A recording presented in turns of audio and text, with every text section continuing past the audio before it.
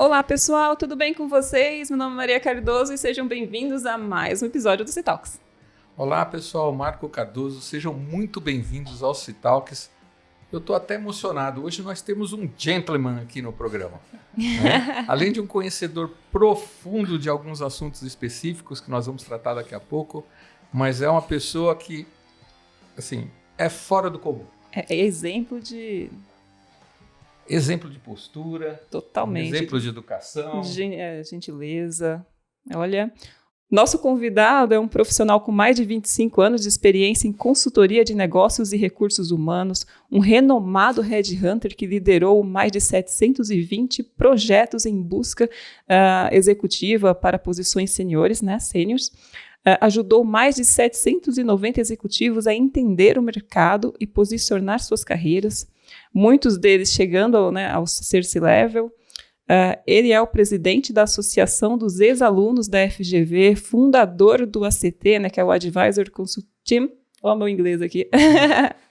Estamos falando do senhor Edilson Ramos. Edilson, seja muito bem-vindo. Muito obrigado, pessoal. Obrigado pela oportunidade de estar aqui com vocês. E olha, pessoal, depois de uma apresentação dessa, eu vou até ter que me moderar aqui, viu? Seja bem-vindo, Edilson. Prazer tê-lo aqui. Prazer de verdade. Obrigado. Temos muita curiosidade em entender a sua jornada, tá, Edilson? Okay. Então, antes mesmo da gente adentrar ali naquela parte mais... Eu já vou começar falando o seguinte, né? O Advisor Consulting é agora um parceiro aqui do NetVisor. Fizemos uma parceria para que vocês possam fazer o curso de conselheiros.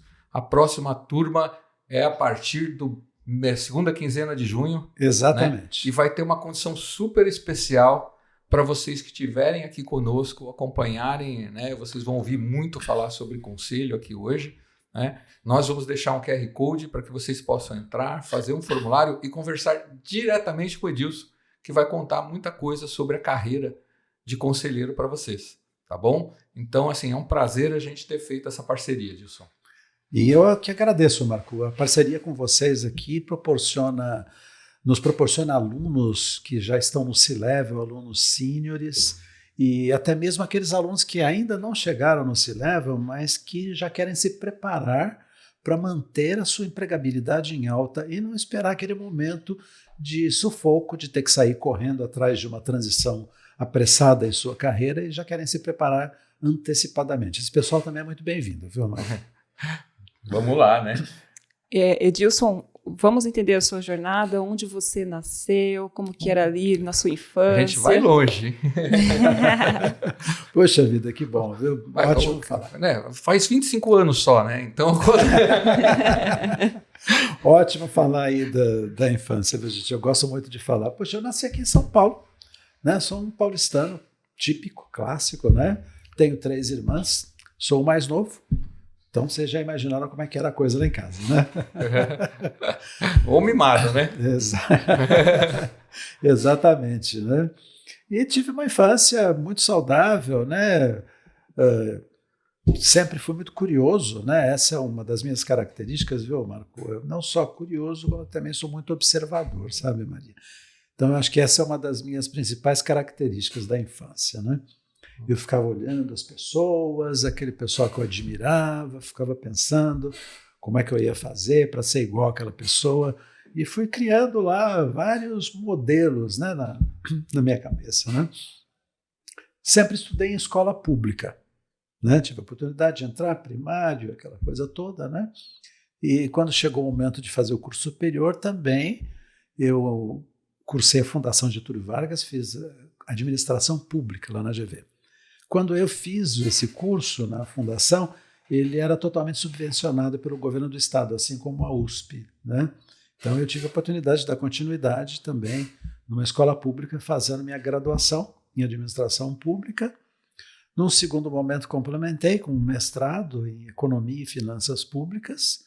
E mais para frente eu fiz um outro mestrado nos Estados Unidos, na Universidade do Colorado, sobre finanças públicas, né? Então, toda a minha formação foi voltada para a área pública, economia, planejamento, mas não tive a oportunidade de trabalhar na área pública. Olha só. E é interessante. Quando eu me formei Eu me formei em 82, o governo não contratava. Estava tendo um momento muito difícil para o governo e somente bancos contratavam. Então, comecei minha carreira em bancos.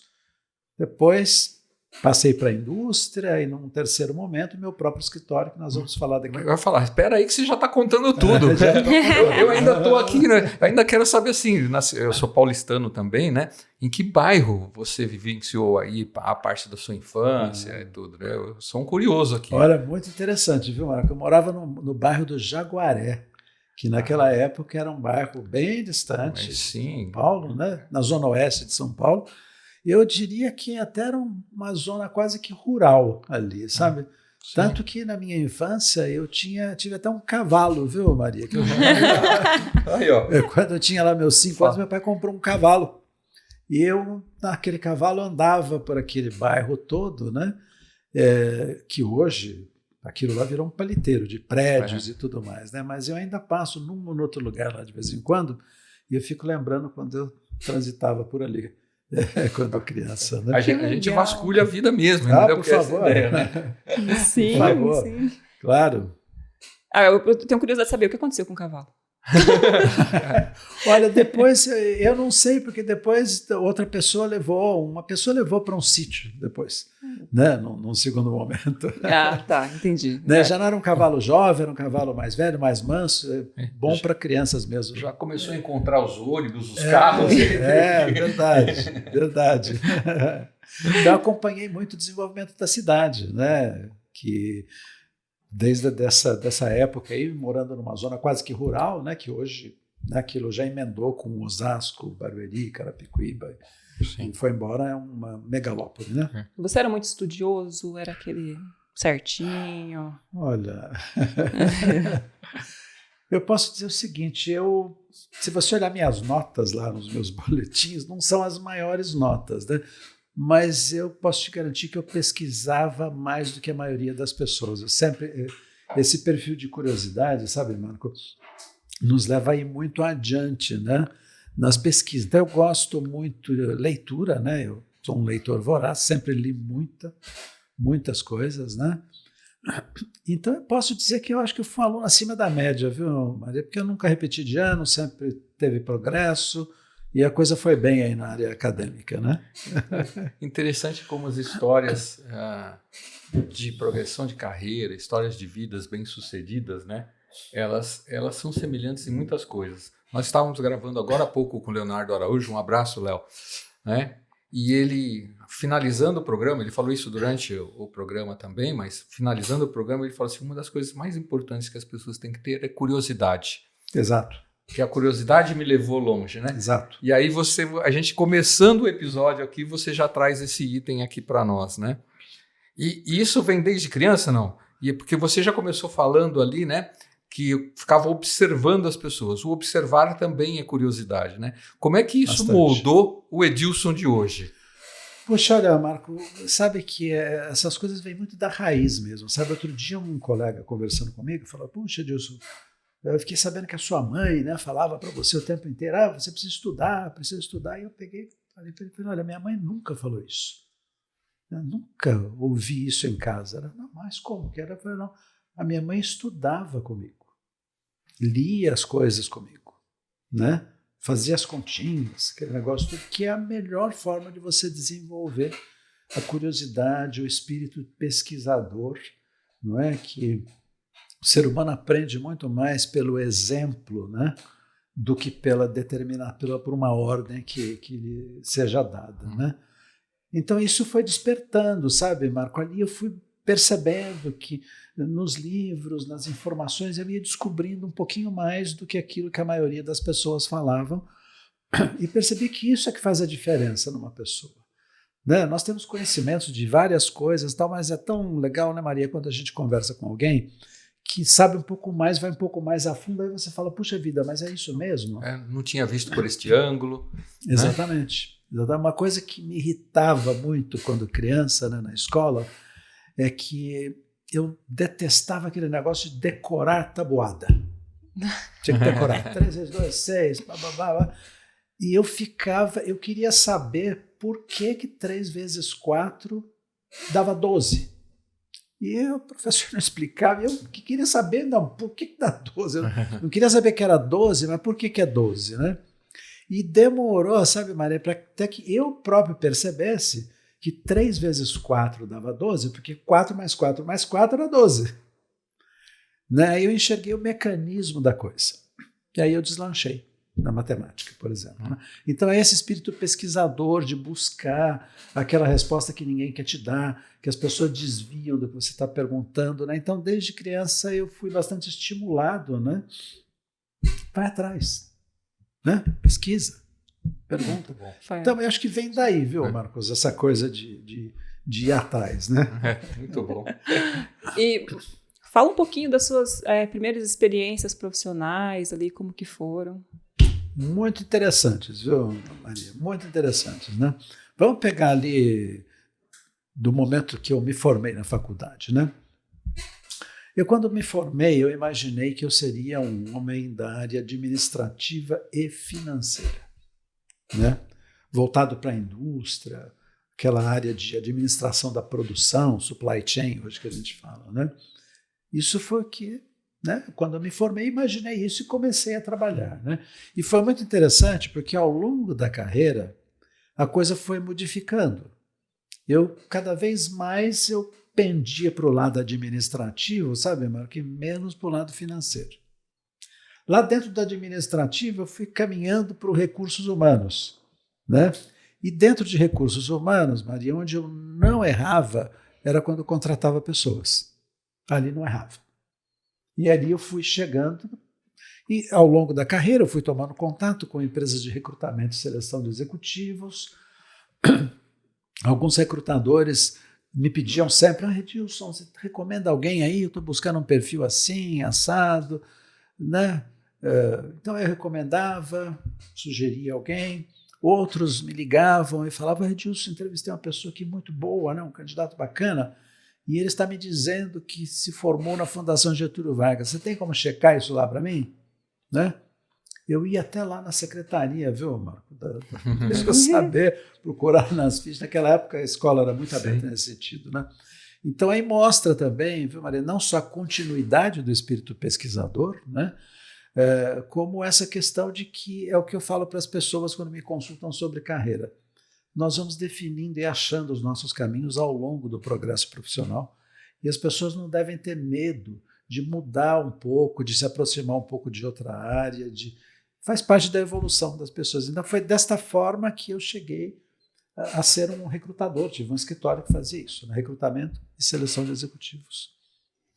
Que legal. Agora, você falou, eu fiz toda uma formação para o estudo público. Quando eu me vi, comecei ali na parte da administração, fui me mudando para o RH. Tudo isso ainda numa empresa privada. Tudo isso dentro de uma empresa privada. Né? E quando foi que deu um estalo para você virar empreendedor e ter a sua própria empresa? Olha, Marcos, um colega, viu? Um colega que, um determinado dia, a gente conversando sobre a carreira, eu achava muito lento aquela progressão dentro da carreira, muito burocrático, né? Não me conformava com algumas coisas bobas ali da empresa, mas eu tinha um espírito de, querer fazer um pouco mais. E esse meu colega me falou, poxa, Edilson, eu estou querendo montar um escritório para recrutar pessoas, vamos fazer recrutamento. Aí quando ele falou aquilo, parece que acendeu uma luz, sabe? Poxa, é isso aqui, né? Eu sempre procurei conhecer pessoas, participar de atividades. Assim que eu me formei na faculdade, lá na GV, a primeira coisa que eu fiz foi lá me associar na Associação dos Ex-Alunos, no Conselho Regional, e isso proporciona relacionamento. A gente conhece bastante gente, que é a característica básica que um recrutador, um headhunter, precisa conhecer bastante gente. Né? Então foi nesse momento que aí eu optei, falei, poxa vida, eu acho que de fato isso tem futuro. Na época existiam poucas empresas brasileiras que faziam recrutamento e seleção. Existiam as agências de emprego, que é outra coisa. Né? Agora o mundo do recrutamento e seleção era dominado pelas empresas multinacionais. Então eu vislumbrei ali uma janela de oportunidades. Né? Falei, poxa, uma empresa brasileira aqui acho que vai funcionar. O meu sócio, que virou meu sócio, né, a pessoa que deu a ideia, também tinha bastante relacionamento, e a coisa começou por ali. Foi dessa forma. Tá. Mais ou menos quando era isso? Nós estamos falando... Nós estamos falando de 1990. Um tinha momento mesmo. difícil, né? Collor no governo, eu plano ia- Collor depois. Né? Foi um momento que foi muito difícil, mas por outro lado ajudou, né? Porque meio que limpou o mercado, sabe, Maria? Muito aventureiro que estava tentando fazer a mesma coisa sumiu. Né? Quem conseguiu aguentar um pouco mais, né? De fato, aí teve as oportunidades no segundo momento. Eu faço um trabalho junto com alguns C-Levels, né, lá da comunidade C-Level Chicks, Sei. e eles são profissionais que estão no mercado ali, hoje eles estão buscando recolocação, né, e eu tenho a oportunidade de conversar com muitos que estão ali em transição de carreira, Sei. né, Edilson, e é bacana o sentimento de que você pode ajudar, né, essas pessoas, que você pode contribuir ali com o desenvolvimento, com o próximo cargo dela, né, ali. E o que eu quero perguntar para você, quais eram os desafios ali, você como headhunter, na época, comparado com hoje? Os principais desafios de se estabelecer como recrutador? Os desafios ali em relação às pessoas que estavam buscando ali uma nova recolocação, porque era um outro momento, né? Sim, sim. Olha, Maria, era uma situação assim muito, muito tensa, né? Eu percebi ali que o recrutador, viu, Marco, ele precisava trabalhar muito o seu emocional, porque nós nos deparávamos com pessoas com grande dificuldade de voltar ao mercado de trabalho, né? Naquela época era um momento ainda, sabe, Maria, de que as pessoas deixavam integralmente a sua carreira ser gerenciada pela sua empresa, pela empresa em que ele trabalhava, né? E as empresas cuidavam disso, não que as empresas não fizessem isso, mas os tempos vão trazendo novidades, mudanças vão surgindo, né? Então eu me lembro que eu ainda peguei o final, viu, Marco, daqueles processos de reengenharia nas empresas. E naquele primeiro momento deu tudo errado, né? Aquele momento foi muito difícil porque os desligamentos eram muitos. Um volume grande de Então tinha demissões que nós muita tivemos. gente à disposição no mercado, principalmente os níveis gerenciais, gerentes sêniores, e começou a chegar no C-Level, nas diretorias, né? E as pessoas não sabiam. Até hoje as pessoas têm um pouco de dificuldade de lidar com esse momento da transição. Naquela época era muito mais. As pessoas ficavam esperando alguém chamá-las, né, para alguma posição, algum desafio, alguma coisa, e isso não acontecia. Então comecei a ser muito procurado também, viu, Marco, para orientar aqueles executivos. Algumas empresas me contratavam, inclusive, falaram: olha, nós vamos ter um desligamento em massa aqui, eu preciso dar um suporte para esse pessoal aqui. Você consegue fazer isso? Então, o meu papel era recrutar pessoas, né? Mas nessa época eu abri uma outra divisão dentro do meu escritório para cuidar de transição de carreira. Na época se dava o nome de outplacement, né? Então, eu tive a oportunidade também de lidar com esse lado, né? Eu acho que esse foi o principal desafio, sabe, Maria? Porque algumas empresas chegavam com 150 pessoas que estavam sendo desligadas. Eu tinha que fazer um plano para atender aquelas pessoas, oferecer o atendimento de transição de carreira e começar a fazer o trabalho com elas. E ali eu comecei a perceber, né, as pessoas chegavam mostrando: olha, eu fiz isso, eu fiz aquilo, tal, mas o problema não estava ali, né? O problema estava no emocional delas, né? Elas estavam muito abaladas, não sabiam lidar com aquilo, e a maioria das empresas desligando pessoas e poucas contratando. Então esse eu acho que foi o principal desafio naquele momento. Porque é um momento crítico, né? Quando você... Na minha carreira aconteceu isso uma única vez. Olha aí. Meu Deus, né? Vendo? Tive a oportunidade naquela época de ter um outplacement também, né? Mas a gente vê, né? Nesse trabalho que a Maria faz, né? A gente começou lá no grupo, né? Ela com a ideia de tentar ajudar as pessoas. Começou com uma página publicada no LinkedIn, com 6 pessoas. Interessante. Hoje, isto tem... De em torno de 60.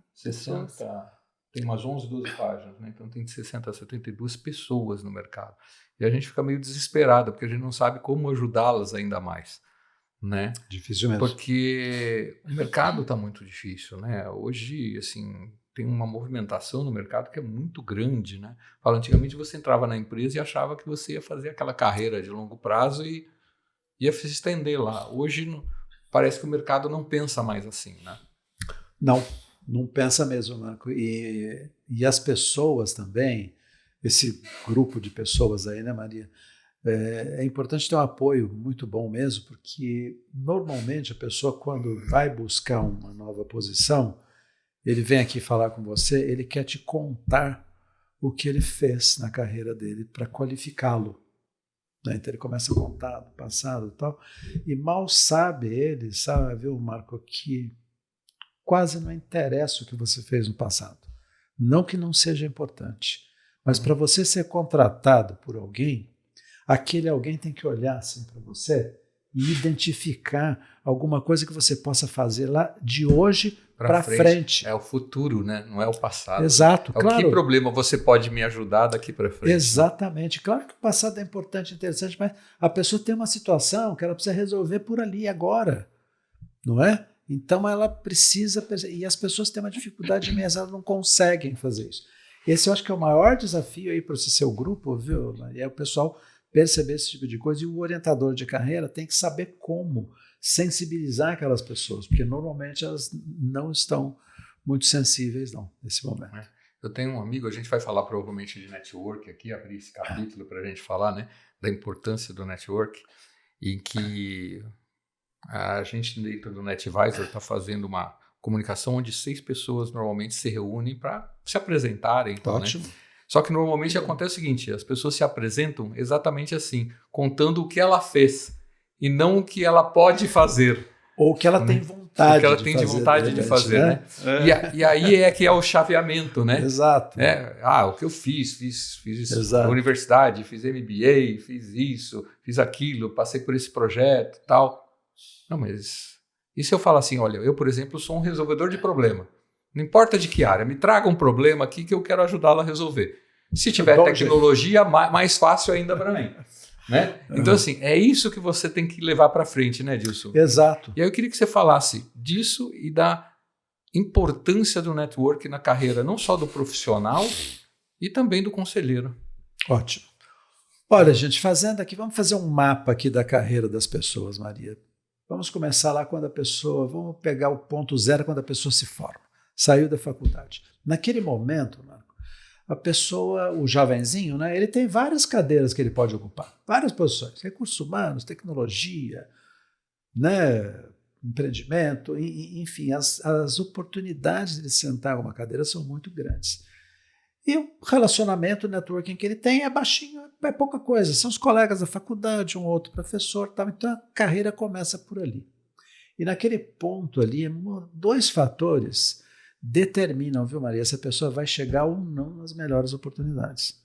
A escola que ele fez, se é uma escola conhecida, e idioma que ele fala, inglês.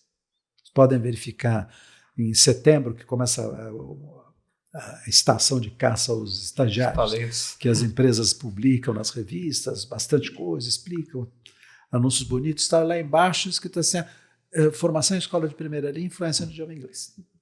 É isso que vai determinar. Né? Se o jovenzinho não tem esses atributos, ele tem ali 5, 6 anos para resolver isso. Dá tempo. Mas ele tem que atacar isso aí. Faz uma pós-graduação, aprende um pouco do idioma. E chega num segundo momento da carreira, viu, Maria, que é um momento de operações. Esse momento vai até mais ou menos, Marco, uns 20, 25 anos de formado. Todo esse trajeto aí, o que faz o passe do executivo ou do profissional valer alguma coisa, é a sua capacidade operacional.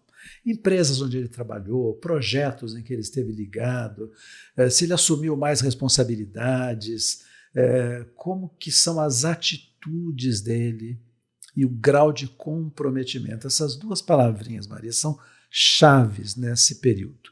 Comprometimento e atitude, né? E terminando isso aí, a pessoa está chegando, está lá nos 45 anos, Marco, mais ou menos, né? E ali acontece uma mudança muito grande, que as pessoas passam a perguntar as coisas para ele, não mais relacionadas à sua capacidade operacional. Aí começa a perguntar assim para você, Maria, me diga uma coisa, com quem que você fala, hein? Para quem que você pode pegar o seu telefone e ligar aí, a pessoa do outro lado atender? Ô Marco, quem te procura de vez em quando, hein? Quem liga aí para você pedindo a sua opinião, te chamando para ir lá na empresa? Ô Marco, nós estamos com um problema aqui, você resolveu isso. Você não pode vir aqui falar com a nossa equipe? Né? Outra pergunta que nos fazem é assim, puxa, onde você anda, hein?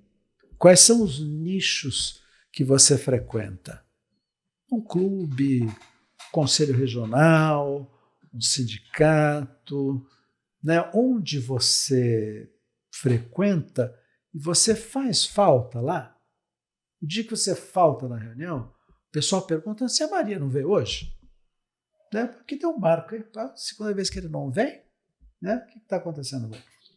E uma coisa muito importante também, que é muito valorizada hoje, como você contribui com a sociedade. Você ajuda a limpar aquela praça ali perto da sua casa, você faz um trabalho voluntário, enfim, todas essas coisas que eu estou elencando podem ser resumidas em uma palavrinha só, viu, Maria? Relacionamento ou networking, como preferirem. Né? Ou seja, nesse momento da carreira, inverte aquela situação lá do início, que a pessoa tinha muitas cadeiras para sentar. O executivo sênior, ele já está especializado, ele é um homem financeiro, ele tem que se virar por ali. Então ele diminui mesmo o número de cadeiras para ele sentar. E outra coisa, quanto mais a gente avança na carreira, diminui mesmo, né?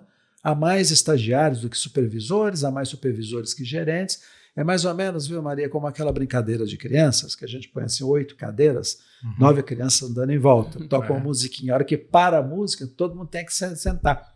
Um fica de pé. Tem jeito, saiu da roda. A carreira é a mesma coisa. E a única coisa, Marco, que vai resolver isso é se ele inverter aqueles 2 parâmetros lá. Já que ele tem poucas cadeiras para se sentar, o networking dele tem que ser muito elevado, porque aí compensa isso. Ninguém vai contratar um executivo sênior para carregar o piano. Vai contratá-lo para fazer estratégia, para montar equipe, para treinar, para descobrir aquelas informações privilegiadas. E tudo isso aí nós só vamos conseguir através de relacionamentos ultra qualificados. Entendeu? Então essa é a importância de cultivar o relacionamento, né? E buscar as coisas. Eu conto para as pessoas, quando, mas como que faz isso? Eu falo, olha, eu acho que esse é um talento natural que eu tenho. E eu fiz uma coisa muito interessante, viu, Maria? Desde que eu me formei, todos os meus colegas e as pessoas que eu ia conhecendo, né, ao longo da carreira, eu sempre as visito no seu novo emprego. Quando o cara muda de emprego, vai para outro, eu vou lá visitar. Eu ligo, eu queria tomar um cafezinho, tal, não sei o quê. Então, isso faz com que você esteja presente. Puxa, você não valorizaria, Marco, a pessoa que você mudou? Puxa, eu queria ir te desejar boa sorte, vou te levar uma caneta. Puxa, quero saber do que você está fazendo, eu quero saber de você. Né? Quero saber como que você está fazendo, o que eu posso contribuir em alguma coisa aqui. Então, essa é uma forma muito importante de fazer. E eu tenho tido contato, viu, Maria, com muitos profissionais que eu faço uma perguntinha, sabe, Marco, quando alguém me procura no seu momento de transição de carreira, a primeira coisa que eu pergunto, eu falo assim, olha, deixa eu te perguntar uma coisa, você consegue ligar agora para 3 pessoas para a gente marcar uma reunião? Quase que a totalidade deles não consegue ligar para nenhuma. Não tem a segurança de que o outro lado da linha vai atender. Porque eu falo isso para você, você tem condição de ligar agora e a pessoa atender? Vamos ligar para 3? 3. E para uma pessoa, você consegue? Puxa, eu preciso ver. Gente, é impressionante. Ao longo da minha carreira de recrutador, que eu tive no escritório por 23 anos de recrutamento e seleção, 2 pessoas me falaram, tenho, e tinha mesmo. 2, por mais incrível que pareça. Edilson, como inverter, então, vamos pensar assim, o profissional ele entra lá na empresa e aí ele acha que a empresa vai cuidar da carreira dele, né, que tem uma mentalidade mais assim. Aí, ele vai lá dentro, ele consegue ali evoluir com os anos, né, uma linha mais extensa, e aí ele chega num ponto que a empresa acontece alguma coisa e ele é desligado. Só que tudo. Ele não fez ali um network, ele não entrou em contato, não se relacionou, porque ele entendeu que ali dentro, onde ele ia ficar, ia permanecer, ia se aposentar, enfim, ali dentro. Só que, peraí, não foi bem assim, né? Agora você está no mercado. E aí, Exato. como construir essa rede de relacionamento agora, começando do zero, né? Porque ninguém te conhece ainda. Olha, Maria, é uma coisa assim, tem jeito. Né? Tem jeito, sai mais caro. Não tem jeito, a emergência sempre é mais cara. Né? Mas eu digo para as pessoas assim, todas as pessoas têm networking. O que acontece é que elas não conseguem reconhecer aquilo. Né? E eu estimulo as pessoas e eu falo, poxa, me diga uma coisa, e o pessoal da faculdade, hein? Você tem contato com eles? A maioria não tem, e se me perguntar, mas eu vou procurar agora disso. A pessoa vai pensar assim, esse cara agora que está procurando, ele deve estar precisando de alguma coisa. Eu digo para as pessoas, mas é isso mesmo. É isso mesmo. Qual o problema? Né? Você precisa restartar pessoas que têm alguma referência sobre você. Colegas de infância, colegas da faculdade, escola. Eu cito muito escola, viu, gente? Porque escola é onde você passa um bom período da sua vida. 4 anos, por exemplo. Lá no bandejão, do refeitório, tal, não sei o que, você vê. Então, as pessoas têm que fazer uma listinha destas pessoas, antigos colegas de trabalho, antigos fornecedores com quem você tratou, né, clientes em potencial. Né, faz uma lista e prepara uma abordagem para fazer aquilo, uma estratégia. Né, uma estratégia elegante de ir lá conversar, vem aqui tomar um café com você. Sabe, estou aqui no momento de transição de carreira. Então, tem que fazer isso. O grande problema, Maria, é que as pessoas não estão habituadas a fazer isso. Se inibem, têm vergonha, têm medo de ouvir um não. Né? E quando eu trato com pessoas, viu, Marco, que estão buscando assim, uma nova colocação, eu falo para elas assim, olha, você precisa falar com bastante pessoas. Mas, olha, fica tranquilo, porque de todo mundo que você falar, seja quantas forem, não mais do que 3 delas serão decisivas na sua busca. Não vai ter 4, hein? Não vai, não tem problema. Você vai, eu vou lá falar com o Marco Cardoso, o cara bacana, me recebeu bem e tal, mas qual será a prioridade que ele vai dar para a minha necessidade? De repente ele está lá na empresa, está muito pressionado, né? A diretoria está cobrando muita coisa, na casa dele, a esposa não está bem, um sobrinho dele teve um acidente. Olha quantas coisas as pessoas têm ali em sua mente, né? Qual será o grau de prioridade que vão dar para... Muito pouca gente vai ter esse espaço, né? Então a pessoa não pode se desmotivar de ter que... É um trabalho de pesquisa mesmo.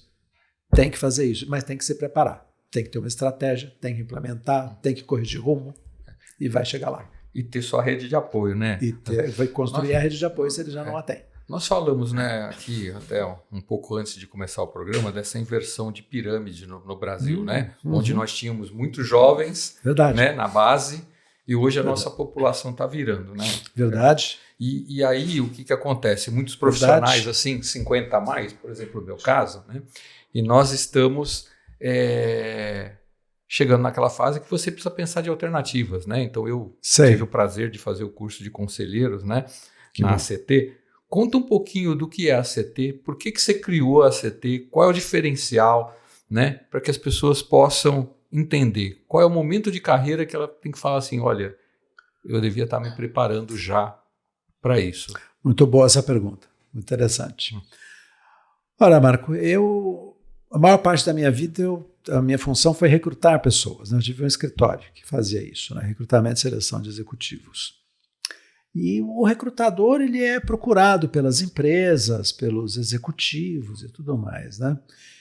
E eu tenho uma demanda grande de empresários, principalmente de pequenas e médias empresas, que buscam alguma orientação comigo, falando assim, Edilson, você conhece bastante gente? Me apresenta alguém, eu preciso vender mais. Né? Preciso vender mais aqui na minha empresa. Né? Você conhece tantas pessoas aí, me apresenta alguém. Olha, se eu sentar na frente de alguém, eu vendo. Né? Fica uma situação assim, sabe, Maria? Tudo bem, posso ligar aqui para você, para o Marco, pedir, recebe aí o meu amigo fulano, tal. Bem, vocês vão receber. A pessoa chega aqui, se não tiver um ambiente de negócios em volta dessa apresentação, não vai passar do cafezinho essa conversa. A pessoa vai tomar um cafezinho, vai embora, acabou, não acontece nada. Né? Então, eu passei a recomendar, viu, Marco, para esses empresários, quando me procuravam nesse intuito, dizendo o seguinte, falaram, meu amigo, se você quiser, de fato, se destacar no seu mercado, ter mais qualidade, se vender mais, ser preferido em relação aos seus concorrentes, existe uma coisa que você precisa fazer, que é imprescindível, você precisa ouvir pessoas que não estejam na sua zona de influência. Não pode ser ninguém que trabalhe com você. Família, parente, amigo. Não, nada contra essas pessoas. Elas também ajudam, mas ajudam muito pouco.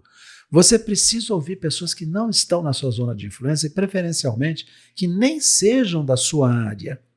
Porque se assim for, essas pessoas, eles têm um modelo mental diferente do seu.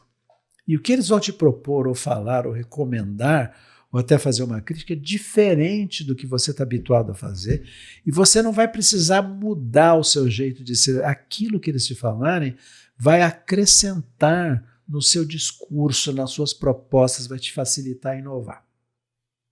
As pessoas achavam muito boa essa ideia, viu, Marco? Poxa, Edilson, caramba, nunca pensei nisso. Mas como que eu faço isso? Onde estão essas pessoas aí? Tem que pagar alguma coisa? Quem são essas pessoas? É um conselho consultivo. É o mais fácil de você implementar. Tal, né? E aí, Marco, eu comecei a perceber o seguinte, que essa necessidade, dentro das pequenas e médias empresas principalmente, são a grande janela de oportunidades para os executivos sêniores. Aquele cara que chega num ponto da carreira que, se ele perde o emprego dele, é muito difícil ele arrumar outro igual.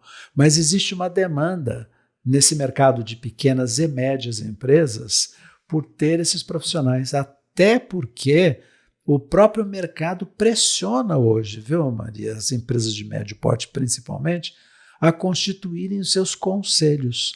Já não pega bem mais, sabe, Marco, aquela coisa da empresa, está tudo muito bem lá, mas caramba, só o Marco que decide lá, né? É só ele que resolve se acontece alguma coisa com ele. Se existe algum impedimento de qualquer ordem que seja, o que vai acontecer? Né? E isso já vem impactando, viu, Maria, até no score bancário das empresas. Se a empresa não tem um conselho consultivo, que seja 2 ou 3 conselheiros, né? Custa mais caro o empréstimo que ela pode solicitar num banco, por exemplo. Os principais clientes, as multinacionais principalmente, já querem que as empresas, seus fornecedores, tenham uma gestão mais compartilhada. Nenhum fundo de investimentos, Marco, vai aportar recursos numa empresa que não tenha um conselho. Pode desistir, não vai acontecer. Isso aí. Então foi nesse cenário que eu vislumbrei a possibilidade. Falei, puxa vida, há tantos executivos de primeira linha no mercado disponíveis, o pessoal precisa se capacitar, né, para ser conselheiro nessas empresas aí, né? E eu vinha estudando essa questão de conselho já fazia muito tempo, eu já tinha meio que preparado alguma coisa, mas eu fiz questão, sabe, Maria, de qualificar melhor aquilo que eu imaginava, né?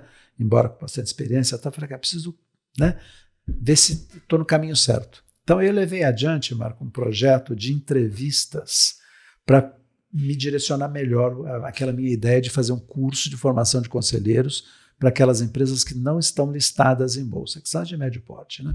Então eu entrevistei, Maria, ao longo de 2 anos, eu entrevistei 200 empresários, Marco, donos de médias empresas. Entrevistei aqueles caras que tinham conselho em suas empresas, entrevistei aqueles que já tinham tido, mas hoje não têm mais, por N razões. Entrevistei também aqueles que não gostariam de ter conselhos em suas empresas. E, adicionalmente, Maria, eu entrevistei 150 conselheiros, pessoal mais antigo, inclusive, viu, Marco? Até pessoal aposentado, levando a ideia, olha, eu estou fazendo esse curso aqui, estou no caminho certo, o que é que eu devo fazer? Então, foi desse cenário todo que eu tirei todo o conceito para esse curso. Então, eu posso garantir para você que é um curso assim, muito dentro da realidade, né, expressada por quem de fato estava fazendo a governança no mercado, não só conselheiros, como empresários mesmo, que já estavam se machucando ali, sabe, Maria, por não ter decisão compartilhada. Foi nesse cenário, Marco, que surgiu o ACT. Tá? E quando você fala pequenas e médias empresas, Edilson, nós estamos falando de, ou em volume de dinheiro, ou quantidade de colaboradores, estamos falando de que número, assim, para situar a nossa... É bastante grande, uma desproporção enorme aqui no Brasil, viu, Marco? Porque, olha, por exemplo, empresas listadas em bolsa, né, que têm seus conselhos regulamentados por lei, por exemplo, são muito poucas no Brasil, 600 e poucas. Atuando mesmo no mercado, 354. É muito pouco. Agora, por outro lado, esse dado é público, viu, Maria? IBGE, a gente consegue isso, não foi da minha cabeça, não. Empresas que faturam mais de 100 milhões de reais por ano no Brasil são cerca de 38 mil empresas, 38, 40 mil empresas que estão nessa condição. Poucas delas, muito poucas, têm algum tipo de aconselhamento. E é esse pessoal que está sendo pressionado pelo mercado para constituírem seus conselhos. E claro, aí também tem empresa que fatura mais de R$1 bilhão por ano. Né? Cargill Agrícola, por exemplo, é uma empresa familiar. Né? Não está listada em bolsa, deve ter muitas outras aí. Né?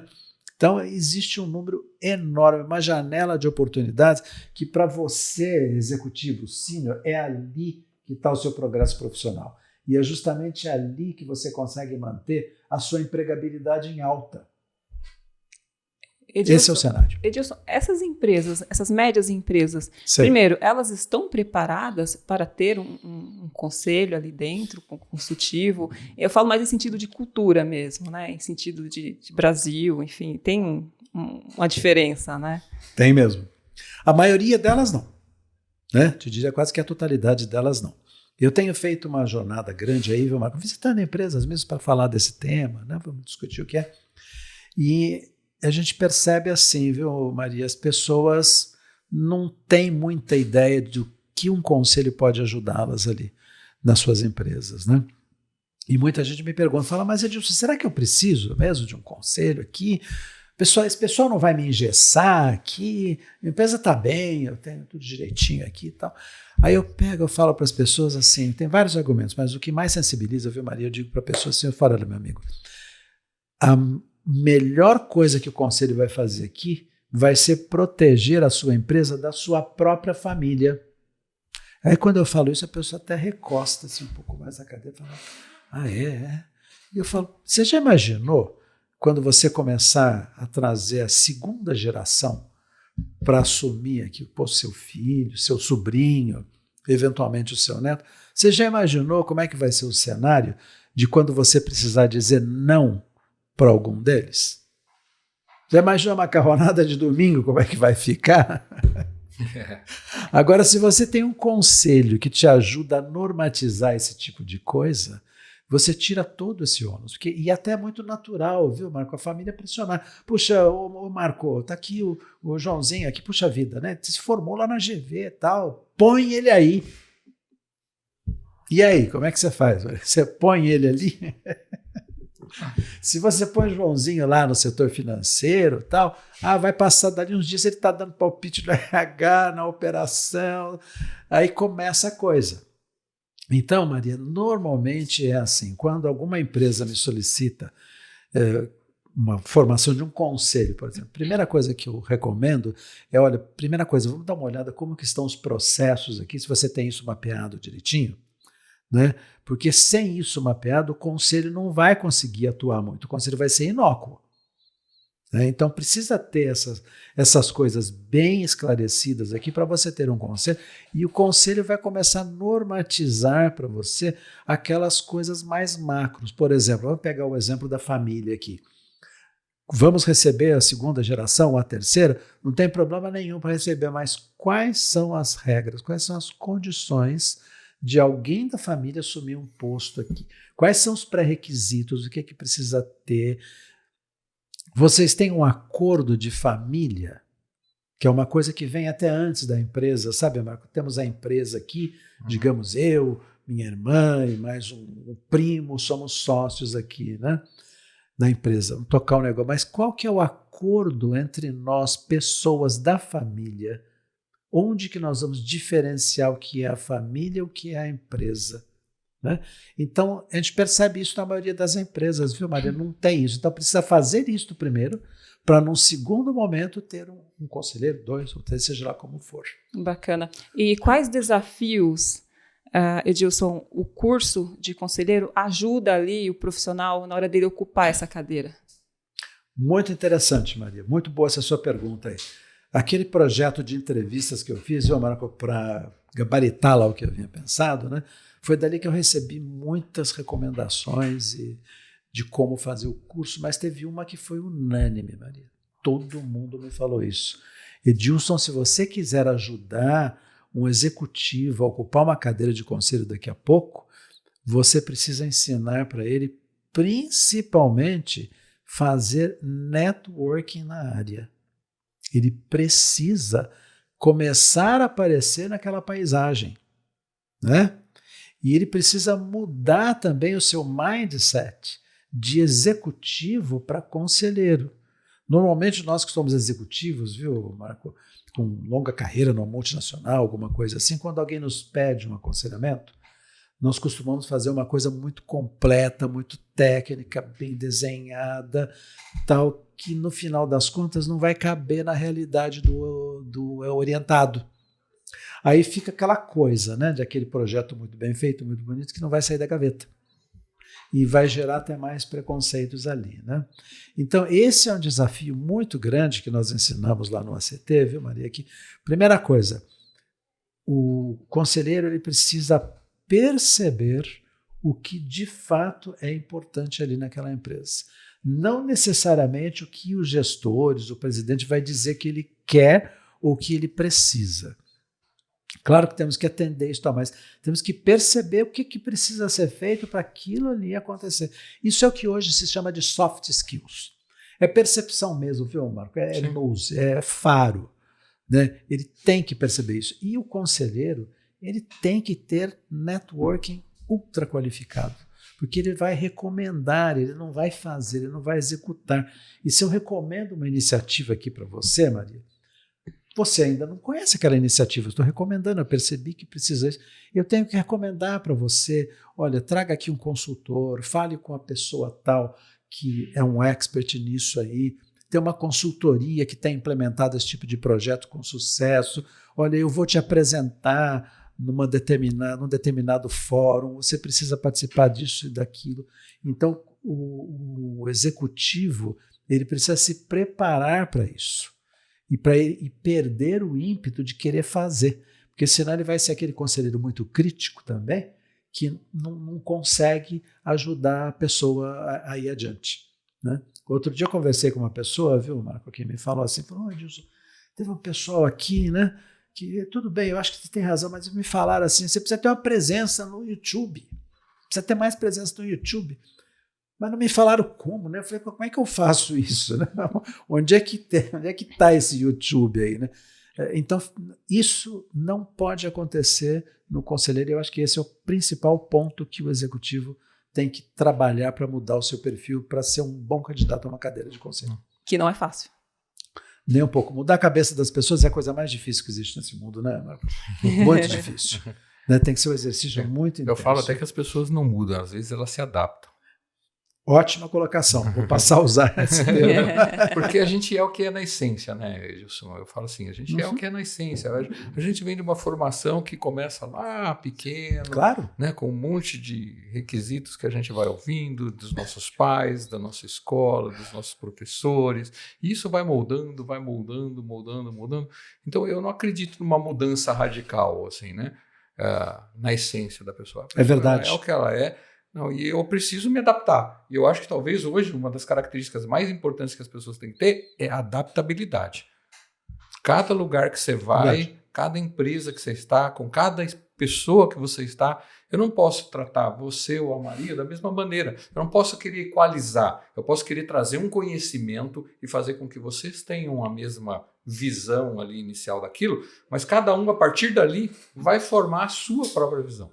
Né? E entender como é que aquilo vai ser utilizado. É isso mesmo. É isso mesmo. É esse o grande trabalho que o executivo precisa fazer e é isso que nós procuramos dar bastante ênfase no curso da ACT.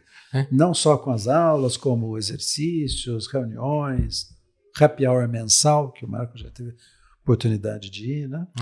E como é que eu faço para ocupar a primeira cadeira? Eu fiz o curso, né? E estou indo nos happy hours, etc. Quando é que vai aparecer, Dilson, essa primeira cadeira? Poxa vida, olha, isso é diretamente eu proporcional. Imagino que ninguém pergunte isso para você, né? Pergunta é o que mais se pergunta, né, Marco? É diretamente proporcional ao esforço que você vai fazer de fato, começar a aparecer nessa paisagem, como os conselheiros mais antigos me falavam. Até é engraçada essa frase, né? A pessoa tem que começar a se apresentar como alguém capaz de opinar e não de executar. Como é que ele vai fazer isso? Participando de eventos que tratam desse tema, se propondo a dar alguma palestra, se oferecendo, escrevendo artigos sobre essa matéria. A plataforma do LinkedIn é a plataforma mais apropriada para alguém aparecer, mas tem que ter uma estratégia também para aparecer com consistência ali. E tem que construir a sua imagem de que você é capaz de opinar, de aconselhar. Esse é um exercício de relacionamento, viu, Marco? Por isso que o networking, Maria, é extremamente importante para o conselheiro. Se você almeja uma cadeira em conselho, as pessoas com a real capacidade de te contratar ou recomendar fortemente a sua contratação têm que minimamente saber da sua existência. Senão, como é que elas vão lembrar de você? Né? A busca de um conselheiro não é uma busca clássica de executivos, que você contrata um headhunter ou faz um anúncio, pode até fazer isso, mas não é por ali que resolve. Ninguém vai contratar um conselheiro que a pessoa não tenha referências, não ouviu falar dele, não se sinta seguro com as coisas que ele fala, como que ele se apresenta, e por aí vai. Então, esse é que é o trabalho de construção do perfil de conselheiro. Quanto mais cedo puder começar a fazer isso, é melhor. Eu digo para as pessoas assim, uma pessoa pergunta mesmo para mim, Edilson, eu vou fazer o curso lá, a partir do momento que eu tiver o certificado, quanto tempo você acha aí que eu consigo uma cadeira em conselho? 5, 6 meses, tal, não sei o quê. Aí eu sou muito duro, viu, Maria? Eu digo para as pessoas, você sabe quantas pessoas vão conseguir cadeira em conselho fazendo o curso, seja o ACT ou outro qualquer? 5% delas. Os outros 95% não vão conseguir. Vai conseguir consultoria, isso, aquilo, pela simples razão de não seguirem o que tem que ser feito de verdade para você passar a ser reconhecido como alguém capaz de aconselhar. Muito bom. Edilson, tem uma série de perguntas, eu coloquei no grupo, né? Tem bastante Legal. gente interessada, Ótimo. Não só no curso, mas exatamente Ótimo. Nessa carreira. E aí agora uma série de perguntas que eu vou ler porque essas pessoas colocaram, né? Até então eu vinha fazendo perguntas que nós bolamos aqui, né? É possível atuar em um conselho sem ter um treinamento especializado? Quais os riscos ou limitações? É possível sim. Se a pessoa tem uma longa vivência, é importante, Marco, a pessoa ter uma longa vivência profissional. Né? Que ao longo dessa vivência, Maria, ele tenha feito cursos, tenha trabalhado em mais de um tipo de ambiente, que ele tenha feito bons projetos que deram certo. É muito importante que ele tenha errado bastante. Que ele sabe onde dá choque. Né? Então, ele pode, a pessoa que tem esses atributos, ela pode ocupar uma cadeira em conselho. Né? Agora, isso só vai acontecer se ele for reconhecido como tal. Há muita gente, um profissional sênior, é capaz de opinar. Mas quem sabe disso a respeito dele? Daí é que entra o relacionamento que ele tem que construir para chegar numa cadeira de conselho. Boa. O que você pensa sobre a proliferação de cursos de conselheiros, muitos de curta duração? Como diferenciar um treinamento de qualidade no mercado? Ô Marco, essa questão que eu falei há pouco aí de as empresas de médio porte principalmente estarem sendo pressionadas, né, para criar seu conselho, e serem muitas, isso gera uma onda. Né? E como toda onda, né, pessoal, toda onda ela cresce, daqui a pouco ela começa a estabilizar. E nós estamos, assim, eu diria, na crista da onda, onde esse tema é falado em todas as empresas. E isso propicia mesmo o surgimento de muitos cursos se propondo a capacitar conselheiros. Né? Agora, se esse curso que a pessoa for fazer, se não tiver uma conceituação muito sólida, qual foi a primeira preocupação que eu tive antes de lançar o ACT, fazer aquelas entrevistas com empresários e com conselheiros mais antigos, né? Que é o pessoal que, de fato, está fazendo a governança no mercado, eles que podiam me dizer o que é importante ter ali. Então, é muito importante ter isto, né? E ter um suporte também de relacionamento, que eu ouso chamar de ultra qualificado, viu, Maria? Nesse sentido, o ACT conta com a Associação dos Ex-Alunos da Fundação Getúlio Vargas. Os ex-alunos da GV ocupam grande parte das cadeiras mais importantes aí no mercado e as pessoas precisam ter acesso a esse network, precisa conhecer essas pessoas. Esses é que são os decision makers que eu mencionei há pouco, Maria, e os formadores de opinião. É isso que vai diferenciar. Eu gostei dessa aqui, ó. Qual a sua posição sobre empresas familiares, né, que iniciam com conselho apenas como proforma, né, e não abrem mão de decisões unilaterais? Como um conselheiro pode navegar nesse cenário? Não navega. Não tem como, viu, Maria? Isso é muito comum mesmo, viu? Acontece de constituir um conselho para mostrar que tem. Mas sabe aquela situação de que você não consegue esconder isso, né? Não adianta, é como você pega, você vai enfeitar o pavão aqui, fica aquela coisa bonita, de repente o bicho miou, né? Não é um pavão, né? Isso vai perceber muito rapidamente. E no passado, não muito distante, viu, Maria, mesmo as empresas listadas em bolsa contratavam nomes aí muito famosos para compor o seu conselho, e aquelas pessoas estavam nada mais, nada menos do que emprestando a sua credibilidade para aquelas empresas, em troca de um poupu da remuneração, né? E nós temos casos emblemáticos aí. Se a gente pegar as empresas que mais deram problemas aí, elas tinham lá no seu conselho ex-presidente de Banco Central, ex-presidente de grandes companhias, tal, e aconteceu aquele baita confusão. O conselheiro não ficou nem sabendo daquilo, né? Então, eu acho que esse cenário hoje, ele já não existe mais. Esse existe, é muito localizado e não vai trazer benefício, e o conselheiro recomendo que nem assuma uma cadeira dessas. E uma outra pergunta interessante do pessoal aqui que trouxe para a gente foi assim: em empresas menores e familiares, o turnover de conselheiros tende a ser maior? Porque acho que está todo mundo preocupado, né? Tá. Ô, Marco, eu acho que não, viu? Eu acho que não, porque uma empresa de menor porte, né, ela não tem muito como ficar trocando de conselho. Primeiro que é um desgaste, né? O conselheiro é contratado normalmente ali dentro de um círculo de relacionamento estreito daquele empresário, do dono daquela empresa. Dificilmente ele vai estar trazendo alguém ali que ele não esteja muito seguro, né, de fazer isso, né?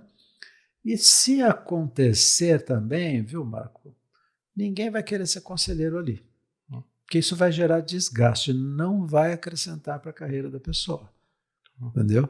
Já pensou, você foi convidado para ser conselheiro na minha empresa, dali a 2 meses não é mais. Qual que aconteceu lá?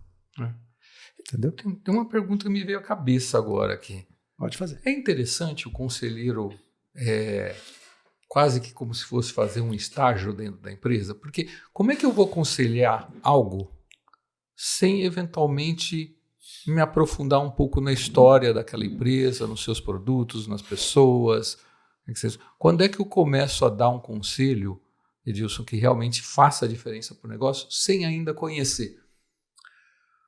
Ô Marco, olha, eu diria o seguinte, um dos nossos professores lá no curso, ele fala assim, que o conselheiro ele tem que atuar da seguinte forma: nose in e hands off.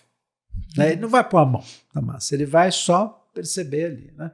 Então, primeiro ponto, o conselheiro ele não necessariamente ele precisa conhecer a fundo a operação da empresa, mas ele precisa conhecer o histórico, reputação, o que aquela empresa está fazendo, seus produtos, conhecer o mercado, né? Precisa saber da concorrência, o que está acontecendo e tudo mais. Né? Então, não necessariamente ele precisa fazer um estágio ali naquela empresa, porque aí Puxa vida, ou ele vai lá para aconselhar ou ele vai lá para estagiar. Né? Então, normalmente, quando as pessoas me perguntam, quem você acha que eu devo chamar para ser meu conselheiro aqui? Né? Aí eu digo para as pessoas o seguinte, olha, chame alguém que tenha credibilidade no mercado, alguém que você confie e alguém que tenha uma visão holística, uma visão geral, né? Que é isso que o conselheiro vai fazer, vai apontar rumos, vai provocar aqui as pessoas, vai recomendar e vai sugerir. Né? Então, é claro que ele tem que ter acesso à operação da empresa, né? Mas através dos relatórios de performance e tudo mais. Né? Mas não necessariamente está muito perto ali da operação. Tá. Eu vou ser provocador nesse sentido. Eu vou usar uma experiência minha. Eu estive visitando uma empresa no interior, Sei. uma indústria gráfica. Sei. Né? E acho que eu fiquei meio período lá. Né? E eu andei pela empresa como um todo. Legal. Né? E isso para um outro papel, para ser, na verdade, conselheiro do gestor de tecnologia. Sei, na verdade. sei. Era um outro papel, não conselheiro da empresa, mas o conselheiro do gestor. Ótimo também. Né? E eu achei essa volta muito produtiva. Por quê? Primeiro, eu não era um mercado que era meu conhecido. Né? Nunca tinha trabalhado numa indústria gráfica ou entendido ali o que era exatamente o business. Né? Mas eu pude ver a expedição, eu já comecei a ver como meu lado de tecnologia muito forte, né? E de lógica, né? Assim, poxa, ali tem coisa para fazer. Aí você anda, você vê as máquinas, você fala assim, tem uma operação muito forte aqui, manual, né? Não sei ainda como resolve, mas tem alguma coisa ali que a gente precisa ver, porque não é o meu métier ali e tal, né? Então, assim, eu achei que isso fez uma boa diferença na hora de eu construir um planejamento estratégico com a pessoa que era o gestor de TI. Imagino. Né? Porque você começa, né? Eu tive a oportunidade de conversar depois com o CEO no mesmo dia e tal, né? E aí sim perguntei de números, né? Como é que estava crescendo.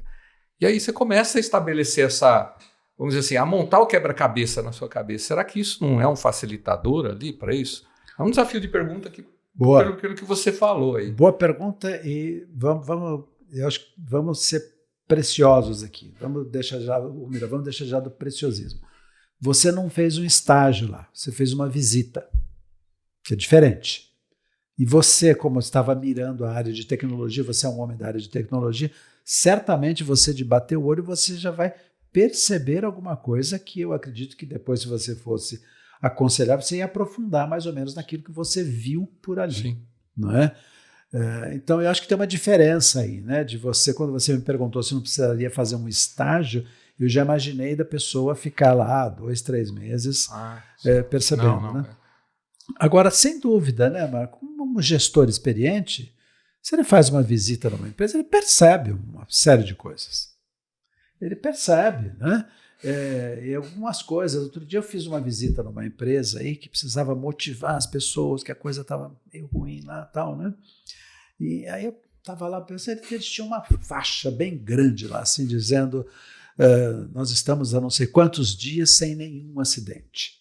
Acidentes acontecem, mas nós estamos...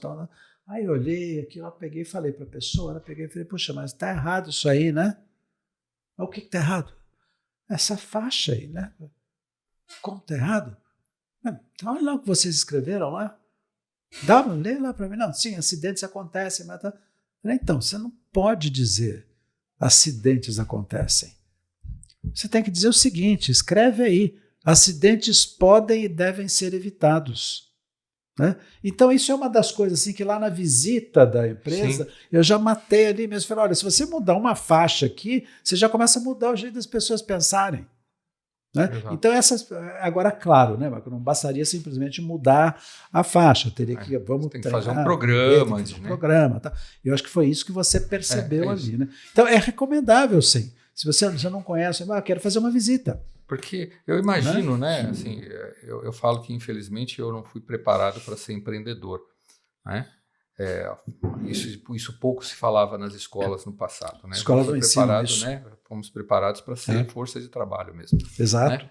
E aí, vendo aquela situação, eu falei, poxa, essa empresa precisa de processos, precisa de um monte de coisas ali que Porque eu fico imaginando o dono, ele fala assim, pô, eu saí do nada, eu sou agora uma empresa, já falando aqui de uma possibilidade que você falou, que está acima dos 100 milhões, eu preciso de um conselho. O que eu vou mostrar? Eu vou chegar para a Maria e falar assim, tá vendo? Olha que bonito que nós temos aqui, ó. Nós temos isso aqui bonito, temos isso aqui bonito. Exato. Os números estão bonitos, Exato. passando dos 100 milhões, estou aqui com uma margem muito boa, né, meu fluxo de caixa está bom, porque foi aquilo que ele criou. Quem que vai falar mal do seu filho? Claro. Né? A empresa é um filho para o empreendedor. Né? Então, se você não fizer essa visita, né, assim, para ter aquela noção, eu acho que você não pode ser um bom conselheiro. Não sei, talvez seja uma percepção errada. Mas... Não é não. É igual ler currículo, Marco. Nós vamos contratar alguém ler currículo aqui. Quando você lê o currículo, é importante você procurar saber o que não está escrito ali. Né? A pessoa normalmente põe tudo que deu certo ali, fiz isso, aquilo, blá, blá, blá, o que deu errado. É isso que eu quero saber. Então, essa visita aí você vai ver as coisas bacanas, os relatórios, né, que o gestor vai mostrar, vão ser, ó, isso aqui deu certo e tal, mas tá bom, o que não está escrito? Esse aqui tem que ser o mindset do conselheiro. Ele Muito tem que bom. enxergar o que não, tem que enxergar o que não estão falando para ele. Muito bom disso. Perfeitamente. Já indo aqui mais para a reta final, passou rápido, né, Edilson? Que bom, Já. rápido mesmo. Se deixar, dá para fazer um bate-papo bem extenso aqui, bem agradável. Legal. Certo? Eu ia falar primeiro para o Edilson, já que a gente está indo para o final. Por favor. Edilson, Diga. Vamos fazer a chamada para a próxima turma, nessa parceria do NetVisor com a ACT? Quando começa a próxima turma, o que a gente vai fazer para o pessoal aí? Excelente. Pessoal, o curso do ACT já formou 250 profissionais e o nosso curso tem um diferencial que é um exercício de conselho que todos os alunos fazem durante o curso. Cada 4 alunos vai formar um conselho consultivo que vai atender um pequeno empresário. Né? 58 empresários já foram orientados por esses grupos de conselheiros que nós organizamos no curso, viu, Maria? E esse aconselhamento mudou totalmente a realidade dessas empresas e dos profissionais. Ou seja, nós temos uma massa crítica muito diferenciada no mercado e nós temos uma nova turma começando agora na segunda quinzena do mês de junho. E nós temos uma parceria mesmo muito bem estabelecida aqui com a NetVisor, como o Marco acabou de dizer, né? E nós temos assim um atendimento diferenciado, personalizado. Eu próprio vou atender aqui as pessoas que estiverem vendo essa nossa entrevista ou que tiverem relacionamento aqui com a NetVisor. E também um investimento bastante diferenciado. Nós temos uma grade de valores, dependendo de cada caso, que eu estou me comprometendo aqui com o Marco e com a Maria de construir uma base, uma grade exclusiva para as pessoas associadas aqui ao NetVisor. Muito bom. Excelente. E aí nós vamos deixar, então, para vocês o contato do Edilson, um QR Code ali, para vocês preencherem o formulário, mostrarem o interesse. E aí, através desse formulário, o próprio Edilson vai entrar em contato com vocês. Né? Além de tudo, é uma excelente pessoa para conversar. É um ótimo bate-papo. Obrigado. Obrigado. Aguardo por vocês, pessoal. Faço questão. Perfeito, Edilson. Conta pra gente, Edilson, o que você faz aí quando você não está pensando em conselho, não está em algum conselho? O que você faz aí para relaxar, para dar uma descansada? Isso é muito importante, viu, Maria? A pessoa precisa ter o seu momento de não fazer nada, né? Isso é bastante importante, sabe? Ouviu, né? Eu nada, eu ainda não consigo. Tem gente aqui trabalhando demais, viu, pessoal? É muito importante a pessoa ter o seu tempo de não fazer nada mesmo, de uma atividade lúdica e um dia da semana, pelo menos, tem que não pensar nos negócios, né? Cuidar da saúde, óbvio, né? Isso não precisa nem entrar nesses detalhes aqui, né? Praticar um esporte, bastante para desestressar, nada melhor do que um esporte, né, para desestressar. E eu recomendo isso, que as pessoas também não tentem resolver tudo o que aparece na sua frente, né, tudo que bate na porta. Algumas coisas vão se resolver sozinhas, ou outra pessoa vai resolver, ou você também não precisa assim, exacerbar na atuação que você vai ter para fazer alguma coisa. Procure ajuda, procure um conselho. Muito bom. Boa. E falando em conselho, né? Aí já realmente concluindo, Gilson, quer fazer um conselho Para o Passar pessoal um que assiste, conselho. aqui, passar um conselho para o pessoal. Quero sim, quero sim. Olha, pessoal, o que eu posso, acho que eu mais posso contribuir aqui com todos vocês que são executivos, é que preparem-se para o que vai acontecer daqui a 5 anos. Não se desmotivem se vocês já estão ali nos 50 anos ou nos 60 anos de idade, que há oportunidade no mercado para todas as pessoas, mas elas têm que readequar o seu perfil de acordo com a sua experiência e do que o mercado espera. Não é? Fazer uma capacitação para ser conselheiro, seja no ACT ou seja em algum outro curso que vocês também elejam, eu recomendo muito fortemente, porque ali vocês vão passar a ter uma visão muito diferente do que é a carreira depois dos 60 anos, 70 anos, seja lá como for. Excelente, excelente. Bom, Edilson, eu gostaria de agradecer aqui a sua participação, seu tempo, né? Sua gentileza de estar aqui com a gente. As portas estão sempre abertas. Quando quiser voltar, trazer, indicar convidados aqui também. Tá? Então, quero dar mais uma sugestão, se vocês me permitem. Opa, claro. Claro. Olha, pessoal, para quem acha que está ficando velho para o mercado, eu vou recomendar um livro, uma leitura. Boa. Existe um livro chamado o seguinte, McDonald's, A Verdadeira História do Sucesso. O fundador do McDonald's deu uma entrevista na vida dele que gerou esse livro. E a história dele é muito interessante porque até os 53 anos de idade ele era um vendedorzinho. Era uma pessoa que não tinha acertado muitas coisas na vida. E aos 53 anos ele teve um insight que gerou o McDonald's e ele viveu até os 83 anos de idade. Isso, estou contando a história da década de 50. Então, ou seja, mesmo nessa faixa etária, ele ainda teve a oportunidade de usufruir durante 30 anos de um grande sucesso na sua vida. Então, não desistir, ir buscar e procurem esse livro, vocês vão gostar, eu tenho certeza, e vão enxergar o caminho do sucesso depois dos 50 anos. Eu falei no início que ele era especial. Exatamente, né? Obrigado, gente. Imagina. Que Obrigada, é isso, Edilson. E agradecer aos nossos apoiadores, porque sem eles aqui, né, nada disso seria possível.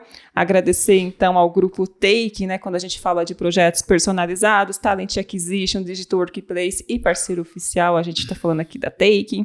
Agradecer a Soft Expert, plataforma eSuite aí com vários componentes, BPM, GED, Workflow, ESG, GRC e muito mais.